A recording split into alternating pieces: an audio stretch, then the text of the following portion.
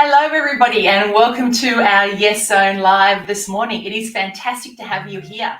My name is Rachel Bourke, and I would love you to put into comments now, if you can, where you are joining us from today. We've had fantastic registrations right across the globe for this very special version of our Yes Zone Live this morning.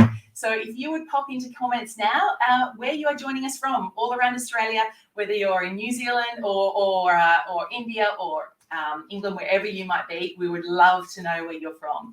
As I said, my name is Rachel Bourke. I am the head trainer and founder of SalesSPACE, and we teach the perfect sales system for businesses or experts who sell high value products or services. Our mission is to teach you how to master the art of selling without ever sounding salesy. Today, in our special edition of the Yes Zone Live, we are talking content strategy. And content strategy, as we know, is critical for all of us in business. And getting the right strategy is challenging for so many people. So we all know that getting cut through on social media with our content is probably harder than ever before. There's just so many platforms and so much to know. And we can spend an incredibly huge amount of time doing social media and just not getting the cut through that we need to attract the ideal clients to our business. Today, I've got a really special guest, as I said, and he is someone who is incredibly well-versed when it comes to social media. And our guest for today is Jeff Bullas, and I'm really very excited to bring Jeff on, but I'm not going to bring him on just yet. But first of all, because he's going to sit in the sideline for a second, but I'm going to tell you a little bit about Jeff, because he really knows his stuff when it comes to social media. According to Forbes, Jeff is the world's top social media marketing talent and digital marketing expert. When it comes to Biz Hum magazine, they refer to Jeff as the world's #1 business blogger. Who better to speak to today about content strategy than Jeff Bullas? Jeff, welcome. It is fantastic to have you here. Hi, Rachel. It's great to be here, and it's been such a long time since we caught up. And it was when I saw you on LinkedIn and went, wow, we just got to do this. And you reached out and said, you want to do the show. So great to be here, and we're going to talk stuff. Yeah, absolutely. Okay, so I've got loads of questions that I'm busting to ask you, and I know that other people certainly have as well. So everybody who is listening today, please send through your questions on social media and strategy, content strategy. Put them into the comments of our LinkedIn Live, and we will bring those up onto the screen as much as we can and answer as many questions that we can get through today. And if we don't answer them live, then I will send them through to Jeff, and we'll make sure we get those answers through to everybody. Okay, so the first question, let's get straight into it, Jeff. If we can pop the first question up onto here. Now, number one, what do we need to do to create a targeted content strategy? Well, I think the number one thing is you need to know who your customer is. Because if you're creating content, you've got to create content for that customer. And it might have a couple of customers. It might be that persona that, the 50-year-old professional man or the business that is selling to retail. You need to understand what their pain points are so that you can provide solutions to them. So number one, you need to really understand your customer. The other part is to then create content that solves those problems. And on top of that is, the terms I use to help create targeted content is, in other words, you not only need to inform, okay, you also need to inspire, you also need to entertain, and sometimes some of us find it harder than others because we're not all funny and we don't need to be. But there's a whole range of things that we can do, but create content that solves the problems of the customer or inspires them. It really doesn't matter. But so that is one of the most important things. Then also you need to find out where they hang out. So they might be on Facebook, they might be on Twitter, they might be on LinkedIn, and use those channels. So, and thirdly, maybe the other thing to do is you need to look at testing to see whether that works as well. And in other words, don't go and spend $1 million or $10,000 on a marketing campaign without testing it, because the challenge is that we all think we've got a product that everyone's going to fall over and love and buy in truckloads. The reality is that sometimes they don't do that. In fact, a lot of times they don't. So there's a few tips. Yeah, that's fantastic. All right, we spoke yesterday when we were doing our run through, and you were talking about testing, and I'm going to talk to you a little bit more about that a little bit later, because I will come back to the testing and how you would suggest we do that. Our next question is, what is the critical information that should be included in our online content? I think one of the ones you really need to focus on is, especially if it's written content, is to have a great headline. And I remember watching an online media site years ago, and they had editors who wrote content, and their part of their job requirement was to write 20 headlines for every piece of content. Wow. So, and that was to test to see what worked and what didn't, because again, you can split test a headline. So, so number one, you need to get the headline right. Again, if you've got to get their attention from day one, from the first second or two, otherwise you're just going to click away. So, and if you're writing content too, and number one, you should be able to, the job of the first line is to get people to read the second line. The job of the second line is to get them to read the third line, and on it goes, and subtopics as well. So that's some of the critical information should be included in your online content. And also a call to action. So you actually can get people to take action within the content as well. Yeah. Okay. Just before we go on to the next question, just and talking about the headline, then, do you have any?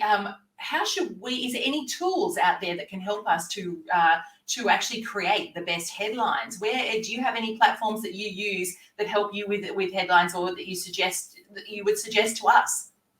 I'd just go and check out some of the top websites in the world and just look at what content, what they use. It's going to be, a news website. Just look at what they use as what we call clickbait.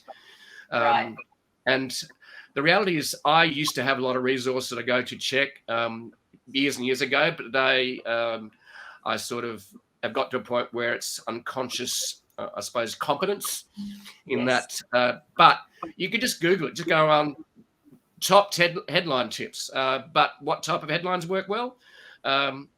Basically, you can do things like listicles work really, really well. Okay, so listicles are the 10 top tools to help you with sales. All right. Could be a controversial headline, such as, and I wrote this one and put on LinkedIn in 2014. It said, why you should forget Facebook. Yeah, that would have worked. Yes. And I put it up my own post, and then I actually shared it with, I'm put on LinkedIn, because that's what we do with all our content. We share on LinkedIn as well as the other social media platforms, Twitter and Facebook. Yes. So I put on LinkedIn, and I saw the traffic go off the charts. It's like I couldn't keep up to approving comments. It ended up with 1,000 comments and 300,000 plus views. It was the top performing LinkedIn post for a week globally. Wow. So, okay, so controversial is good by the sounds of that. Do you try and, what's the mix? Do you try, how often would you do a controversial type of headline? Do you have any strategy around funny versus controversial versus the 10 tips or that sort of thing? Do you have a strategy around that? Listicles work very, very well. They continue to work well. Controversial is hard to predict. So what happened on LinkedIn, for example, that post, why should you forget Facebook headline, was you can't plan viral. There are top tips. There are a lot of tips to do that, but there's no guarantee.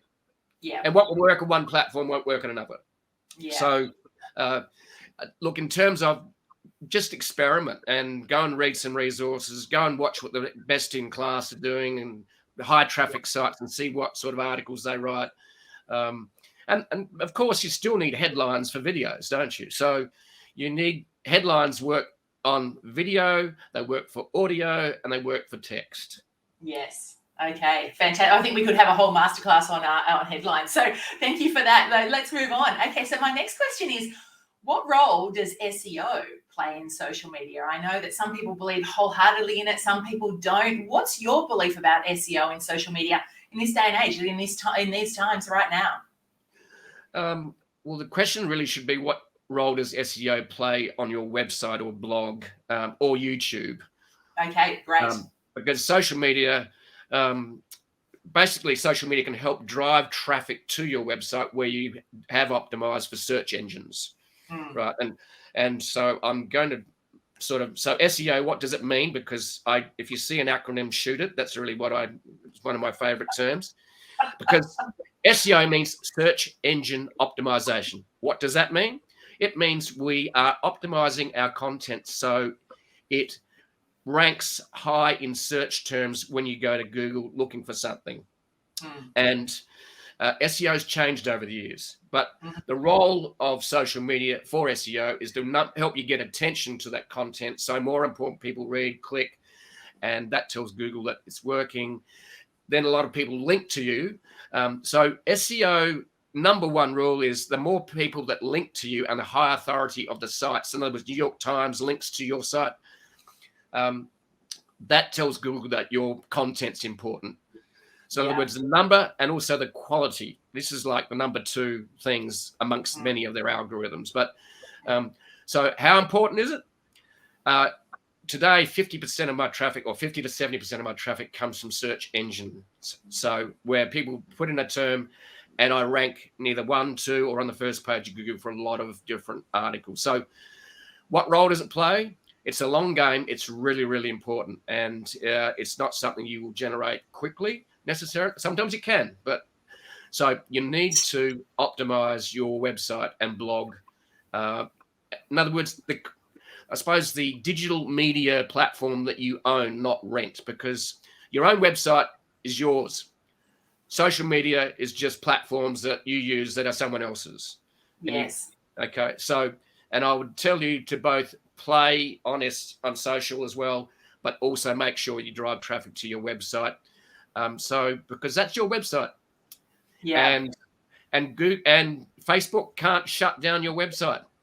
Yes, I really love that differentiation. That's fantastic. So you've got to really focus on the platform that you own, not the ones that you rent. That is great, great advice. Okay, love that. Another one we could do a masterclass on is SEO. That's for sure. Okay, so my fourth question to you, Jeff, is, what are your top tips for engaging with your ideal audience? I mean, you do this so well. Obviously, you've done this well now for the last 15 years. That's why you are one of the best in the world. What should we be doing besides, you've given us quite a few tips already. Are there other tips that you could give us for engaging with our ideal audience? And sometimes what we teach, I suppose, from a targeting perspective is that we want our content to engage the ideal, but almost repel the non-ideal. So that we're not, we're really speaking to the people who really would be perfect for us in business. What are your ideas around that? There's a bunch of ideas. Number one, go and test different platforms and see what works and what doesn't. Of course, there's demographics which show that people on TikTok are different to the people on LinkedIn. Hello, of course that's the case, because TikTok is a lot of music videos, and of course it's the 15 to 25-year-olds, and the others are older on it. And so number one, you need to go and use different types of platforms and see what works and what doesn't. Number two, test different types of media, because some people like to watch a YouTube video, some people don't. Some people want to go to and see a webinar like we're doing here. Okay. Some people want to read. Some people want to go to a podcast. In other words, you need to be not only ubiquitous everywhere on different platforms, but also you need to provide it in different types of media.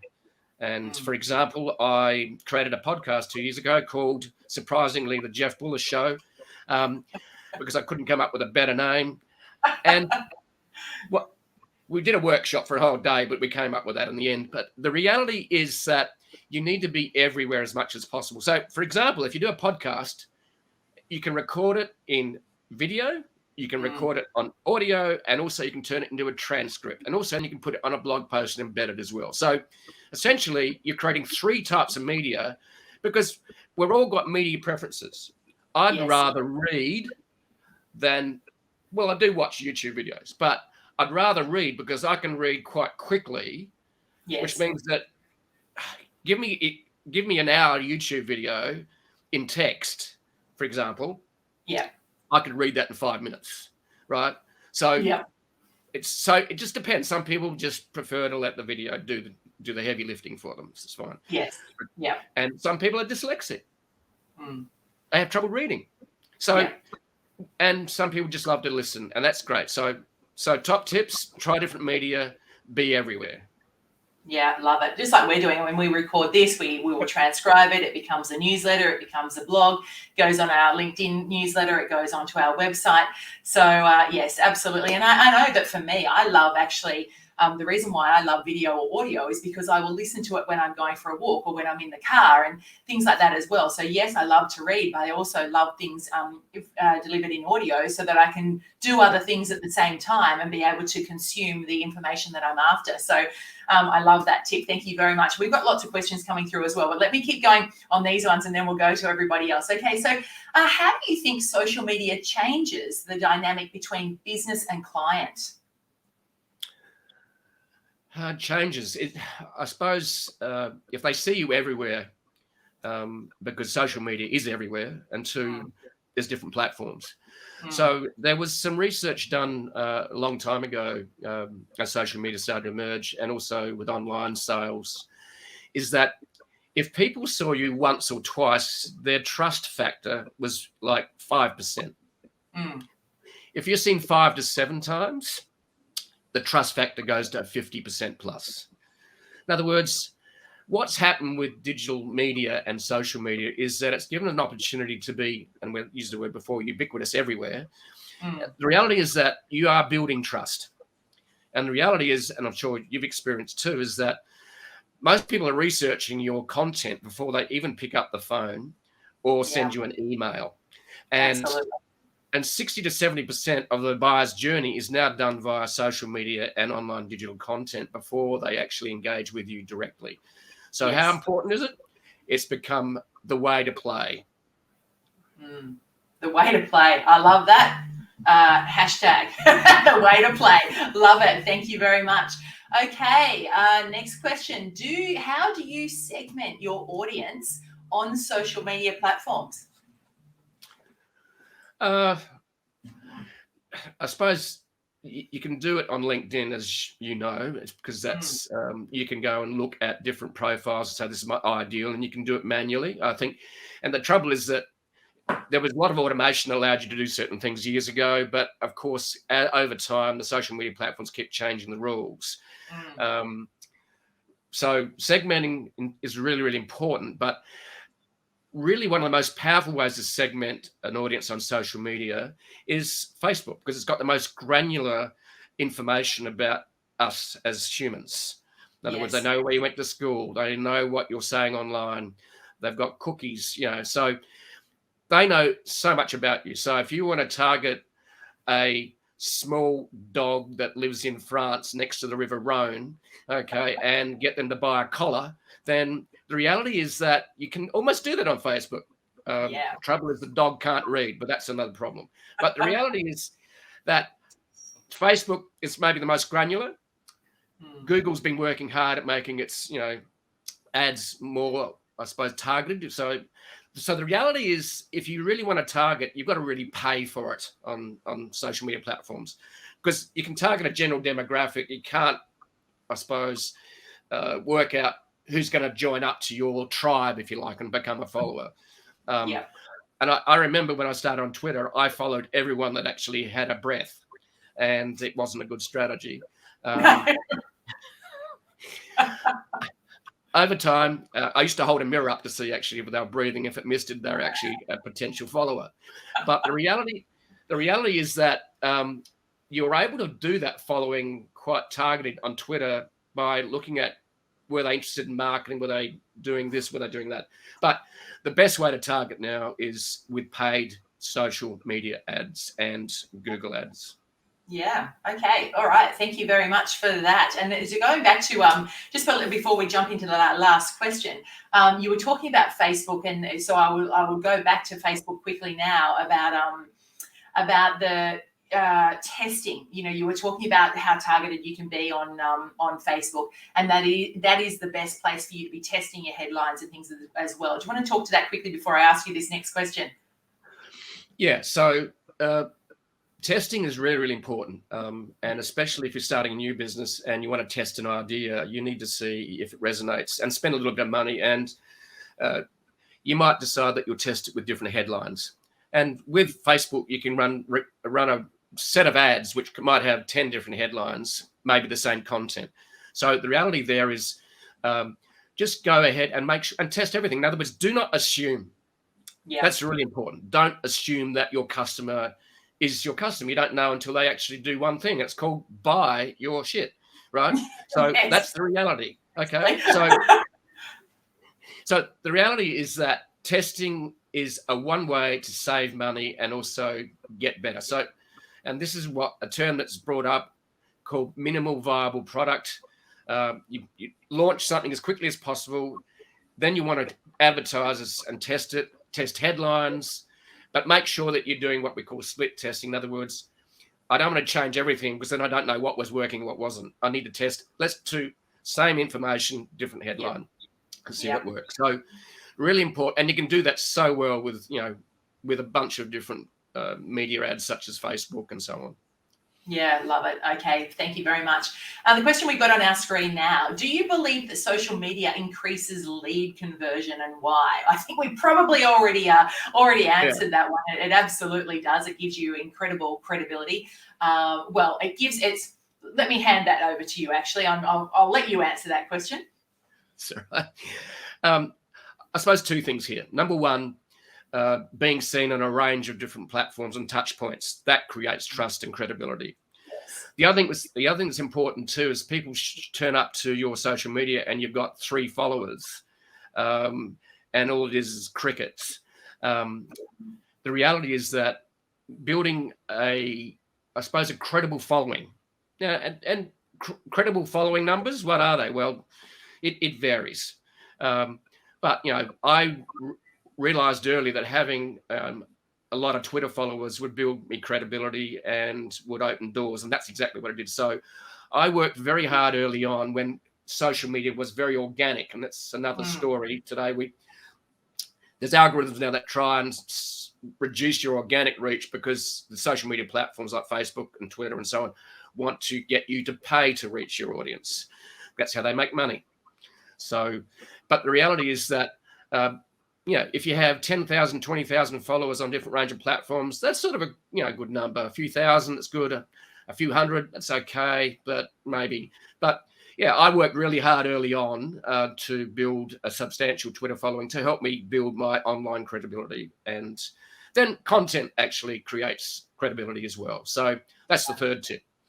Yeah, absolutely. I mean, you've spoken on some incredible platforms. I'm putting you on the spot now, Jeff. Over the last couple of years, can you think about the different platforms or places that you've spoken around the world that you felt really excited to be there, and you feel like you've had a great impact being able to having an audience in that way?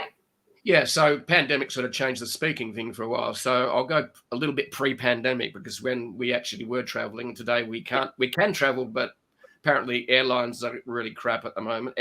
Airports are crap. Yeah. They're losing your bags or even not shipping them. But the reality is I ended up speaking in places like basically Istanbul. I've spoken in Istanbul. I've spoken in Kuwait. I've spoken in Beirut. I've spoken in Italy. I've spoken in Ireland. I've spoken in Baku, Azerbaijan. That was really, really cool. I didn't even know where that was until someone got to speak. So it's been just an incredible experience to create content, share it with the world in my own perfect way. And I was learning as I went. And if you went back to my first blog post, you'd be horrified.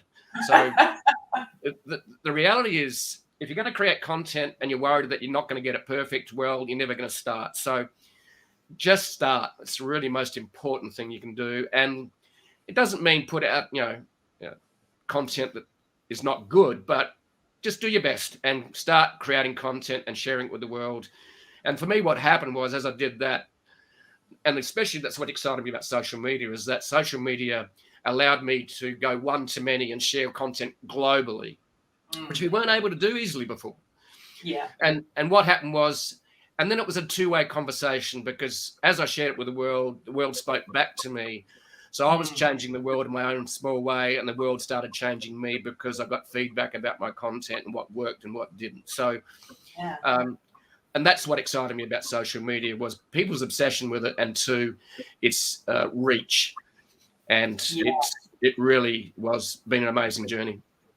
I love it. I love it. And I love learning from you. And my question I've always wondered is from a length, I suppose, perspective in terms of blogs and articles and things like that, there's so many different, I suppose, ways of thinking around this. Some people say you need to keep them to 400 words. Some people say, no, you need 2,000 words.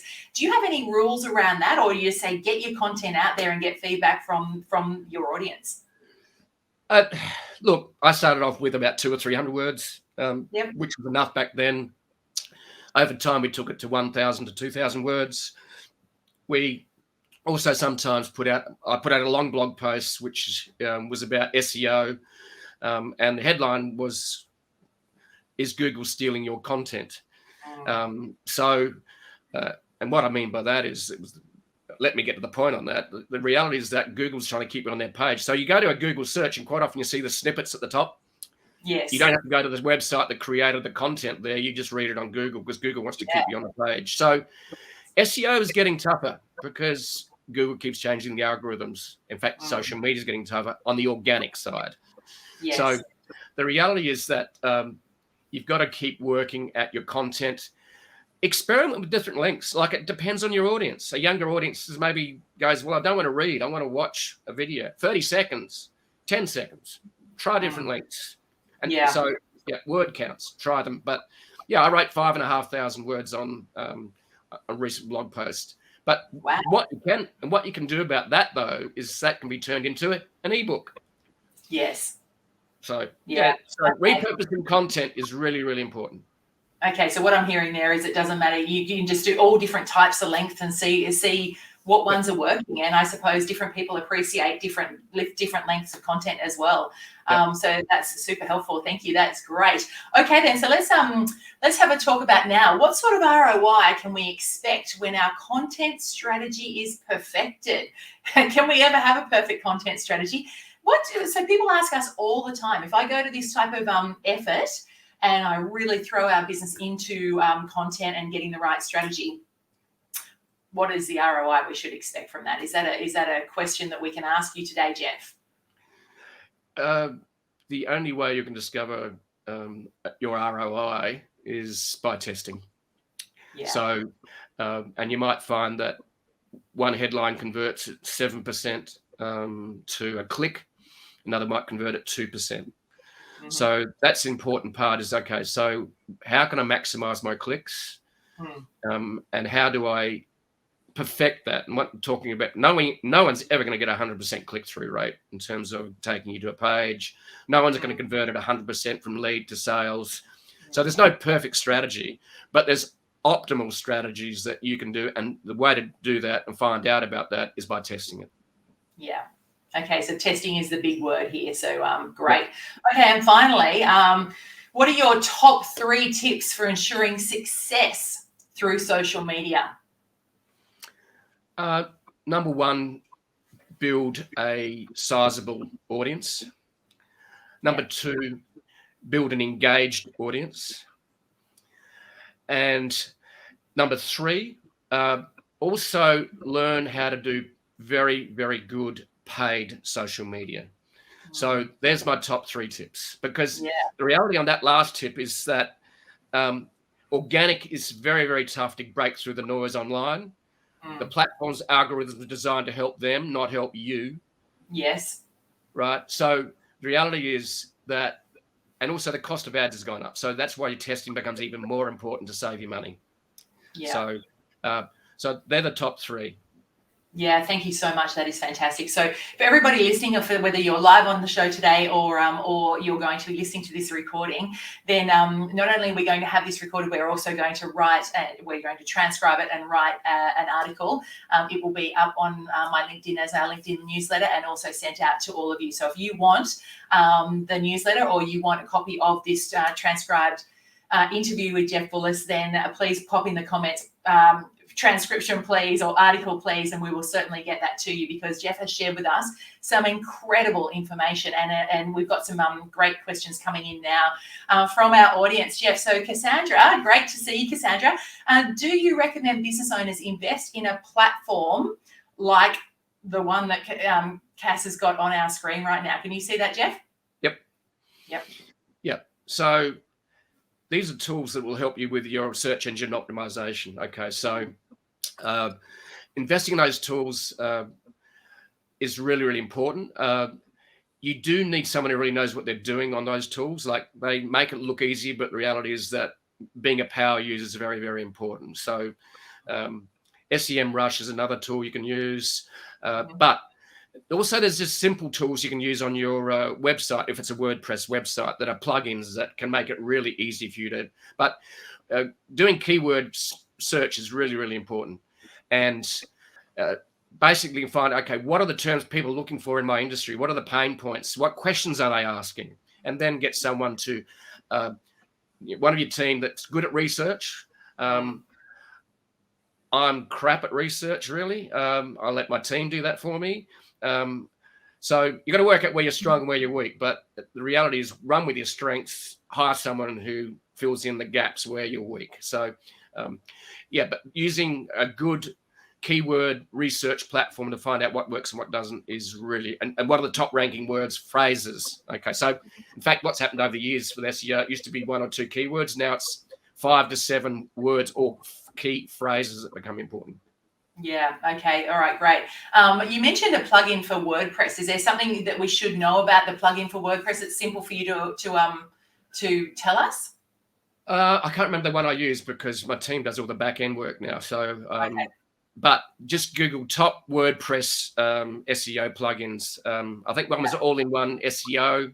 Might have been one from memory, but just Google it, and there's a couple of top ones there, and then go and see how many rankings they got, and see what their credibility is in terms of how many reviews they have and what professionals are saying about them. Yeah. Yeah, great. Okay, fantastic. Thank you. Well, we've got a question here from Joe Saunders. How do you see hashtags in targeting? How do you see, yes, I said it right, hashtags in targeting? I think it can be very good. And I think what hashtags can be used for as well in top of targeting, and they're very important, is that you're going to try and there's actually tools that can help you find the hashtags. Now, the other thing that the hashtags are very good at is you might be able to write a trend because there's a trending hashtag that's running, and it will only run for a few hours or maybe a day or two. So basically you can piggyback a viral hashtag. Number 2 is just use them. And in fact, the bigger platforms like LinkedIn and all the others encourage you to do them. They can be hit and miss, but just experiment. And there are some hashtag tools out there again. And so they can be really useful as well to suggest what are the top hashtags, because they'll actually rank the hashtags for you. Yeah. Okay. Fantastic. I just saw Merrin Bourne has put up Yoast. Is that one that is that's good? So Yoast is actually very, very good. Yeah. In fact, I've used, actually from memory now, all-in-one SEO I did use, but then I flipped to Yoast later, and it basically, what I love about Yoast and the others, well, especially the WordPress plugin tools, is they guide you, and they actually do 4 things for you. The top 4 things to do for SEO for your website or blog. So they'll guide you through that, and that's why they're so good. There's so many good free tools out there now, and tools you can pay a little bit of money for. But yeah. Okay, great. Another question from Joe. What are your recommendations about creating content for 3 different markets on one platform? Great question, Joe. This is something that a lot of our clients ask us about. Like, what do I do? I've got different markets that I'm selling to, and let's just say I'm trying to grab all their attention on our different platforms. How do I do that? I'd almost say create 3 separate platforms. Really? Yeah, because you're going to end up with mixed messages. Mm. Okay, and that could be I'm selling an expensive product and I'm selling a cheap product, and they're just people are going to get confused.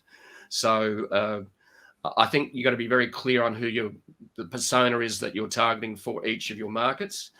And I think if you've got to be really careful that you don't send mixed messages. And if you're trying to hit 3 markets from one website, I wouldn't recommend that. Okay, so I think what Joe's talking about, so you absolutely understand that from a website perspective, and a website is easier to do that. But if you've got 3 different markets that you sell to and you've only got one LinkedIn platform, for instance, you've got your one LinkedIn profile, how do you do that? Well, I suppose the LinkedIn profile, your name doesn't segment you, so you can target different audiences within that, I suppose, from that, because but then people will read your content and they'll get confused about what you're really about. Yeah, I think if you're going to target a market, you need to be clear that the messaging is clear and congruent. Yeah, it takes a bit more thinking. I think you got to get really, really clear on your strategy so you're not confusing people, definitely. So my belief is a confused mind says no. And as soon as you're confusing anyone, they're going to say no to you. We've got another question here. What tools for hashtags, please? Okay. I can't remember any off the top of my head, but to give you an idea, I've just Googled it. There's Influencer Marketing Hub Instagram hashtag generator. There's All Hashtag is another one. Yes. Another one is Right Tag. Okay. So Instavast hashtag generator. I don't know who made that name up for the hashtag generator, but that's very confusing.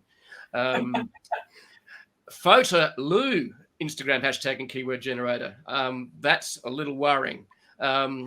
Any rate, because I don't know how Lou got into a discussion about hashtags, but it's okay. No, exactly. Okay. Interesting. Thank you for that. So from another question perspective, what sort of business does social media not work for?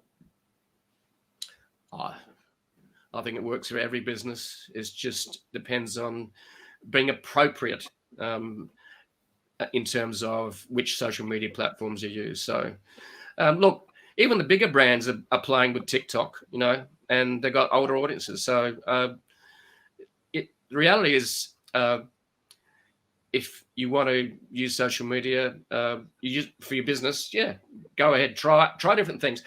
Just go and look at what businesses in your space are doing and see which ones are being innovative. Yeah. Right. Yes. And like General Electric, who's a huge industrial complex, megaplex, they created great content. And one of their pieces of content was great machines. In fact, it was really awesome to go and check out what they were doing with huge, big ass, turbines for jets and so on. So, look, I think social media is fine for every business. It's just you got to find out the right mix. Don't try and do everything on social media.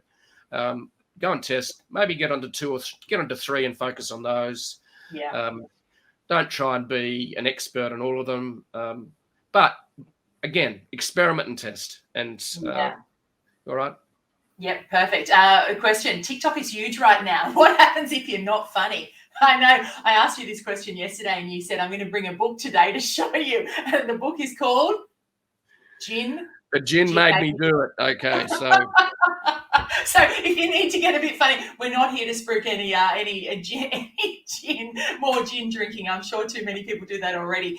But what does happen if you're not funny? And TikTok seems to be about being funny and with a lot of humour on that platform. What do we do, Jeff? Okay, so I think you just hire an influencer comedian and put them up front. There you go. Thank you. Great piece of advice. And if you're selling bikinis, I'm not going to do that modeling, but get someone who actually looks good in one, right? Yeah, definitely. All right, fantastic. Do we have any more questions that we've got there? I can see I'm just looking through now. Joe, what are your thoughts on the move to more personal content? I love this question, Joe. Thank you. How personal is too personal, particularly on a blog? So I don't know if anyone's read Brené Brown's book. And she teaches in her book the power of vulnerability. Mm. So how personal should it be? That's a really fine line to tread. Maybe don't talk about, sex or politics, maybe. But be willing to be quite vulnerable. Tell your story, the hero's story. In other words, what is the pain that drove you to start something? And so I remember that a mate of mine about 8 years ago, Mark Schaefer, a blogger, fellow blogger and colleague from, we discovered social media at a similar time back in the 2008-9. And he came over for a conference and he grabbed his phone and he said, "Here's Jeff. Jeff, what's your story? How'd you get started?" So I actually was very open about what had happened and how I started and why it started from pain rather than pleasure. And I shared the story, and a friend of mine, she read it a few weeks later when he published it on YouTube. And she said, "You need to share this story." I said, "No one cares about me." She said, "But people want to hear your story." And the power of vulnerability is very, very important. So is that a story you can give us a quick snippet about now? Yeah. So one of the reasons I started the blog was that I had a business that failed. I was hundreds of thousands of dollars in debt. The marriage broke up. The home was taken by the banks. And I went to live with my brother for a year.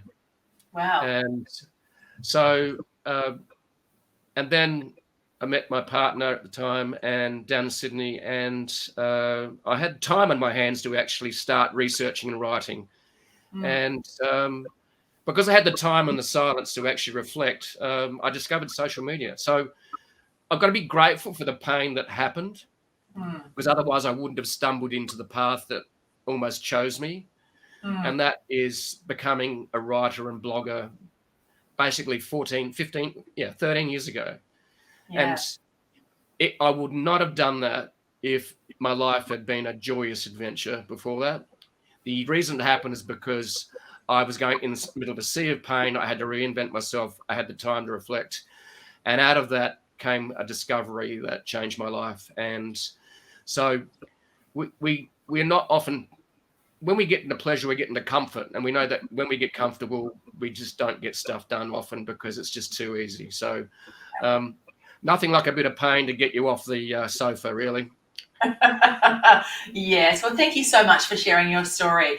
All right, well, we've got loads of comments coming in, and I want to thank you all for being here live today. And if any questions haven't been answered, we will get those back to you. And as I said, pop into the comments now if you would like the transcription and the article that we're going to do out of this out of our conversation with Jeff Bullas this morning. Anyway, I think our time is basically up, Jeff. So thank you. It has been a pleasure to speak with you today, and I'm really excited about what you've shared with us. It's been deeply detailed, really helpful and detailed, and I love that, because skimming over the edges of something is just not helpful. And when you go into some detail and give us some real direction, it makes a massive difference to people's lives, and that's what we like. That's what we love to do. So. Thank you. It has been wonderful having you here, and I really do hope this is the start of us catching up a lot more often, because it's been 8 years or something crazy since we've spoken. So it is what a place to see each other again, straight into a LinkedIn Live. You're going to love it. Well, if you can't meet up in person, well, you can Zoom or StreamYard, whatever you want to do, but choose your video platform. So it's been way too long, Rachel, and great to see your smiling face again and have a chat about stuff that can make a difference to people's businesses. It's great. Definitely, and it certainly will. All right, Jeff, wonderful to have you here, and goodbye, everybody. Thank you very much for joining us today for our Yes Zone LinkedIn Live show, and we'll see you again in a couple of weeks. Thank you. Bye-bye. Bye, everyone. Bye.